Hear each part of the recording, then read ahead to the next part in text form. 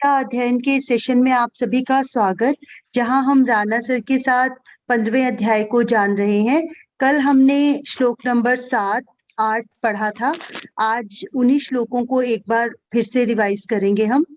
श्लोक नंबर 7, ममैवांशो जीवलोके जीवभूतः सनातनः मनः षष्ठानीन्द्रियाणि प्रकृति स्थानी कर्षति।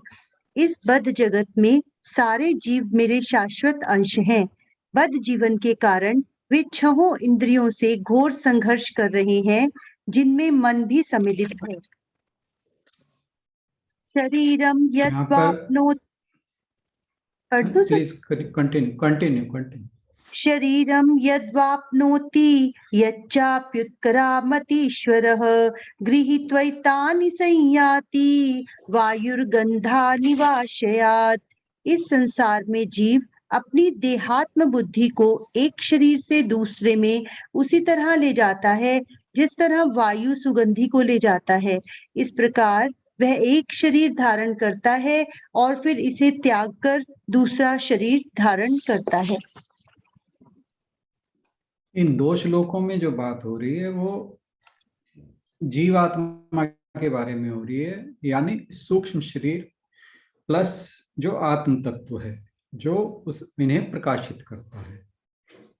जीवात्मा को ऐसे समझिए कि जो भी हमारे मन में इंद्रियादि द्वारा जो भी संस्कार और चित्त में संस्कार इकट्ठा होते रहते हैं, फिर उन्हीं संस्कारों के कारण हम अपने जीवन में, सांसारिक जीवन में कर्मरत होते हैं, यानी अलग अलग तरह के कर्म करते हैं। जो लोग सिर्फ सांसारिक भोगों में लगे रहते हैं तो उनके लिए जन्म मृत्यु का चक्र हमेशा ही चलता रहता है। परंतु कुछ लोग ऐसे भी हैं जिन्हें ईश्वर के प्रति अनुराग हो जाता है। अनुराग का कारण भी सोचने वाली बात है, क्यों होता है? जब मनुष्य सुख दुख में इतना फंस जाता है, इन बंधनों में इतना जकड़ जाता है कि किसी टाइम उसकी जो बुद्धि है उसमें ये भाव पैदा होता है कि इन समस्याओं से उबरने का कोई मार्ग है या नहीं। तब फिर जाकर उसमें कुछ अलग भाव उत्पन्न होता है कि क्या मैं कुछ ऐसा है जिसे करने के बाद इन चीजों से मुझे छुटकारा मिले, यानी उसके अंदर विरक्ति का भाव पैदा होता है। हालांकि ये विरक्ति जो है फोर्स्ड है, ये चॉइस मतलब चोजन नहीं है, ये हमने चूज नहीं की, आउट ऑफ चॉइस नहीं है, इसे हमने चुना नहीं। क्योंकि सर्कमस्टेंसेस अक्सर ऐसा होता है, मतलब जो लोग आध्यात्मिक बुद्धि के साथ पैदा होते हैं उनकी बात नहीं हो रही, सिर्फ संसारिक बद्ध जीव जो हैं उनकी बात हो रही है। तो उनके अंदर ये भाव तभी पैदा होता है जब हम कहते भी हैं कि दुख जो है मनुष्य को थोड़ा सा आध्यात्मिक तो बना देता है, वो सोचने पर मजबूर कर देता है। जब मनुष्य बहुत ज्यादा दुखी हो जाता है तब उसे किसी ना किसी चीज के सहारे की आवश्यकता पड़ती है, और जिसका संयोग से किसी ऐसे व्यक्ति से संपर्क हो जाए कि उसमें एक आध्यात्मिक भाव पैदा हो सके, फिर उसको कुछ अलग जानने की इच्छा पैदा होती है, जिसे हम कहते हैं मुमुक्षा भी बोलते हैं। हालांकि मुमुक्षा का एक्चुअल वर्ड जो है, अर्थ जो है वो है मोक्ष की इच्छा। तो एक किस्म से ये कहिए कि अगर जन्म मरण के चक्कर से नहीं भी छूटने की इच्छा जागृत होती तो ये तो होती है कि इन चीजों से कैसे छुटकारा मिले।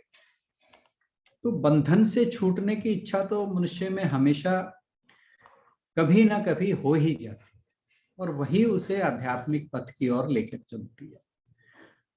अन्यथा जो सांसारिक विषय भोग हैं वो आदमी को कभी भी संसार के बंधन से मुक्त नहीं होने देते, और इसी कारण फिर वो जाकर कहीं ना कहीं एक स्पिरिचुअल पाथ की तरफ अट्रैक्ट होता है। तो ये उसकी स्पिरिचुअल जर्नी का स्टार्ट मान लिया जाए। अब यहां पर जो भगवान जी कह रहे हैं ममय वांशो, ममय वांशो का मतलब मेरा अंश, मम एव अंशः यानी मेरा अंश।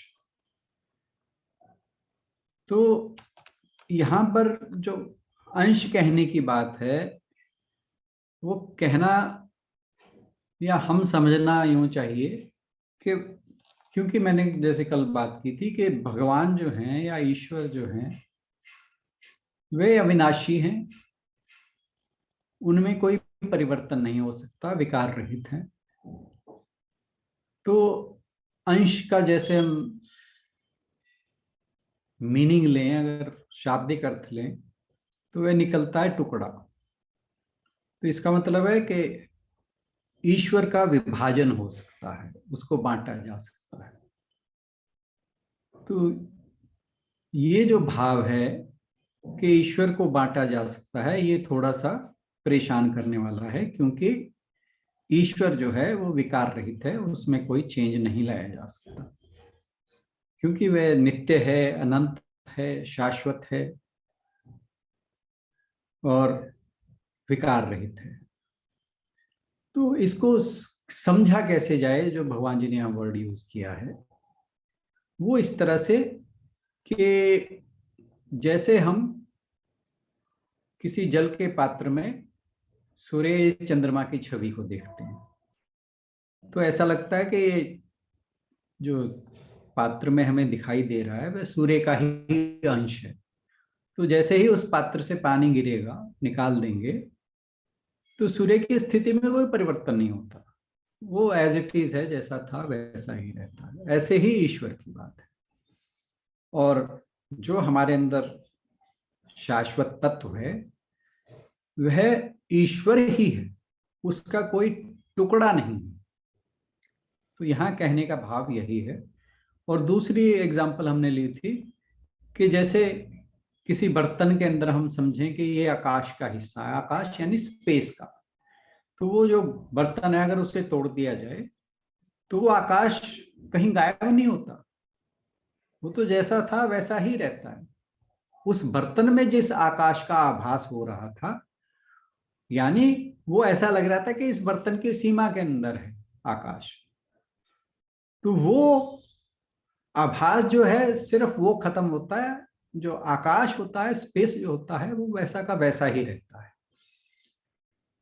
तो कहने का भाव ये है कि जो इस शरीर और सूक्ष्म शरीर के कॉम्बिनेशन, यानी स्थूल और सूक्ष्म, ये फिजिकल बॉडी और सटल बॉडी, ये जो दो बॉडीज हैं, इनसे जो लिमिटेड आत्मा है, जो कॉन्शियसनेस है, वो कोई ऐसा नहीं है कि वो कोई उसका पार्ट हो गया है ईश्वर का, वो एक्चुअली ईश्वर ही है, परंतु हमें लिमिटेड वो फिजिकल और सटल बॉडी के कारण ऐसा लगता है कि ये एक पार्ट है ईश्वर का। सिर्फ इतना ही कहना था यहाँ पे इस वर्ड के बारे में, खास तौर पे जो ममय वांशो लिखा है।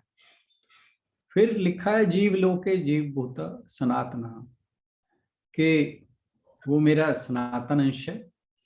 और इस जीवलोक यानी जिस लोक में जीवात्मा आकर वास करती है, जिसे हम मृत्यु लोक भी कहते हैं। मृत लोक भी इसीलिए कहते हैं कि यहाँ पर कोई भी अमर होने के लिए नहीं आया, जो भी यहाँ आया है उसे यहाँ से जाना ही है। तो ये जो जीवात्मा है, ये जब इस शरीर को धारण करती है तो फिर जो उसके अंदर संस्कार इकट्ठा हुए थे उसके सूक्ष्म शरीर में, सटल बॉडी में, उनकी अभिव्यक्ति के लिए उसे इंद्रियां चाहिए और इंद्रियों को इंटरेक्ट करने के लिए विषय चाहिए। तो ये जो यहाँ पे इस श्लोक में कहा गया है कि वह प्रकृति में स्थित मन और पांचों इंद्रियों को अपना मानकर आकर्षित करता है। तो यानी वो उसे अपनी ओर खींचता है ताकि संसार में व्यवहार कर सके। व्यवहार क्या करना है उसने? जो उसके पूर्व संचित कर्म है और कर्म के सिद्धांत पर जो उसे भोग भोगने हैं, विषय जो भी उसने कर्म किए हैं पिछले जन्म में, पिछले शरीर में कहिए, उनका फल भोगना है और संसार से इंटरेक्ट करना है। वो इंटरेक्ट करने के लिए उसे फिजिकल बॉडी चाहिए, जिसको यहाँ पर प्रकृति कहा गया है। तो ये जो प्रकृति की बात हो रही है वो ये है कि जो हमारे अंदर की वृत्तियां हैं, जो हम पिछले जन्म से साथ लेकर चलते हैं, जो पिछले शरीर से साथ लेकर चलते हैं, उन वृत्तियों के अनुसार ये जो जीवात्मा है उसे कर्म करने के लिए ये प्रकृति के तत्व चाहिए और फिर वो इस शरीर के साथ, नए शरीर के साथ, वो दोबारा से जो पहले जैसे पिछले शरीर में काम करता था, संसारिक व्यवहार करता था, उसी प्रकार फिर से करने शुरू कर देता है। और ऐसा जन्म दर जन्म एक के बाद एक चलता रहता है और ये एक अनएंडिंग साइकिल है जब तक कि उसके अंदर मोक्ष प्राप्त करने की इच्छा उत्पन्न नहीं होती, जिज्ञासा उत्पन्न नहीं होती, तब तक वह बार बार इस शरीर को धारण करता है, इसमें बद्ध होकर कर्म करता है, शुभ और अशुभ दोनों करता है, उनके फल भोगने के लिए पुनः शरीर धारण करता है। तो ये चक्र चलता रहता है। परंतु जब किसी सदगुरु के, सज्जन के, किसी सत्संग में बैठकर, कुछ अच्छे आदमियों की संगति में बैठकर उसके अंदर कुछ जिज्ञासा या मुमुक्षा उत्पन्न होती है कि अपने आप अपना उद्धार करे वो, तब जाकर वो मोक्ष की प्राप्ति के लिए काम करता है। और मोक्ष प्राप्ति के बाद जो इससे पिछले श्लोक में आया था कि वह परम धाम को जाता है, जहां से जाकर फिर वापसी नहीं होती।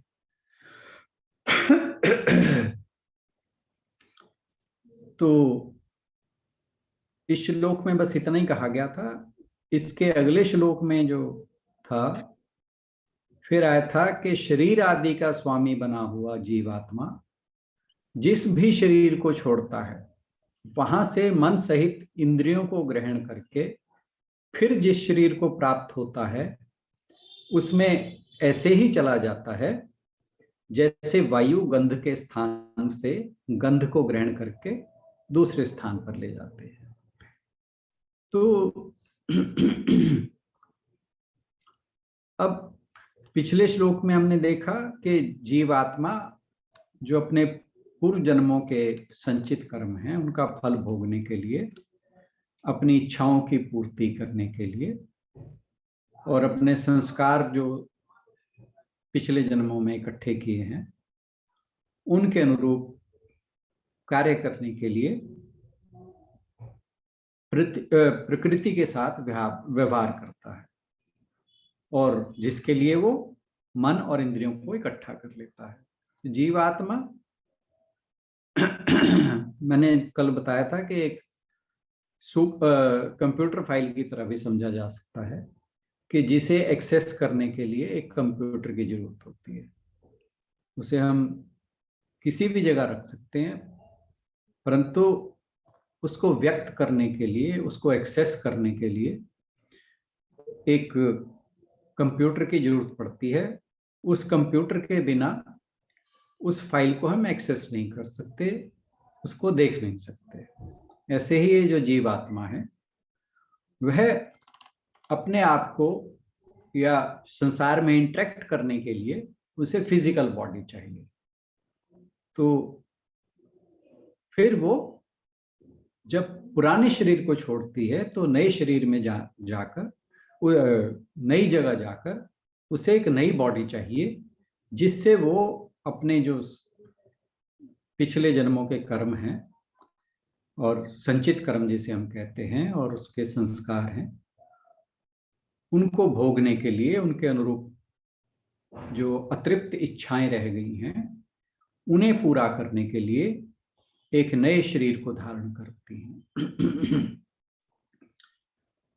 और भगवान जी कहते हैं कि जब वो एक शरीर से दूसरे शरीर में जाती हैं, जीवात्मा जाती है, तब वह अपने साथ ये जो मन और पांचों इंद्रियां हैं इनको साथ लेकर ऐसे जाती है जैसे वायु किसी फूल की गंध को, जैसे हमने कल बात की थी कि जैसे इत्र है, फूल है या चंदन कहो, कि जब उसे एक कमरे में रखा जाए तो दूसरे कमरे में वायु से लेकर चली जाती है। तो ऐसे ही, और वो हमें फिजिकली ऐसे जाता हुआ दिखाई नहीं देता। वो जो स्मेल है या सुगंध है, फ्रेग्रेंस है, इन तीनों में से किसी भी चीज की, वो एक जगह से, एक कमरे से दूसरी जगह पर या दूसरे स्थान पर जाते हुए हमें दिखाई नहीं देती, परंतु वहां पर जाकर उसका आभास होता है कि यहाँ कुछ है, कुछ ऐसी खुशबू है, फ्रेग्रेंस है। तो इसी प्रकार जो सूक्ष्म शरीर है और आत्मा के साथ मिलकर, इन दोनों को हम बार बार जैसे कह रहे हैं ये जीवात्मा। तो ये जो जीवात्मा है ये हमें एक शरीर को जब छोड़ती है तब ना तो छोड़ती हुई दिखाई देती है, ना ही जब दूसरे शरीर को धारण करती है तब उसमें एंटर करते हुए दिखाई देती है। जैसे जो गंध है वो एक जगह से दूसरी जगह जाती है। और जब वो एक जगह से दूसरी जगह जाती है, क्या जीवात्मा एक शरीर से दूसरी जगह जाता है, तो पहले शरीर को जब छोड़ता है उसे हम कहते हैं कि उस शरीर की मृत्यु हो चुकी है। हालांकि उस शरीर के पास अब भी आंख, नाक, कान, हाथ, पैर सब कुछ है, परंतु जैसे ही जीवात्मा ने उसे छोड़ा वो सब निष्क्रिय हो जाता है। ना तो फिर वो बॉडी देख सकती है, ना सुन सकती है, ना काम कर सकती है, ना कुछ उसके हाथ पैर चलते हैं। तो हम कहते हैं कि इस बॉडी की डेथ हो गई है, यानी यह शरीर मृत हो चुका है। तो मैंने एक एग्जांपल कर लिया था कि जैसे एक आर्मी की यूनिट एक जगह से दूसरी जगह जाती है,